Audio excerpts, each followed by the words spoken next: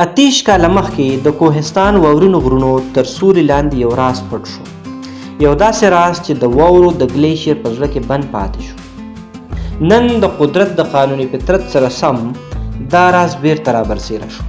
د کوهستان د لیدي فالس له ګلیشیر نه د نظیر الدین ول بهرام د صالح هیل قوم لاش راووت، داسې چې وخت نه و بدل کړی. اتیش کاله مخکې د سپټ نه د ستنېدو په لاره هغه د خپل اس سره یو ځای د واورې په یو ژوره کنده کې پرېوتو. څو ورځې پسې خلک وګرځېدل خو هېڅ نښه ونه موندل شو.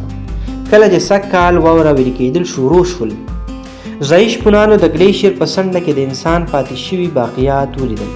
د جیب شناختي کارت، د بدن جامې، هر څه داسې وو لکه چې پرون مړ شوي وي.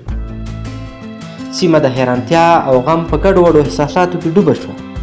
کورنۍ ته د کلونو وروسته د خپل ورک شوي عزیز موندل یو سکون و، خو د بیرته تلو زخم یې تازه شو. دا دی د قدرت طاقت چې وخت، واوره او غرونه هم د هغه راز نشي پټولی.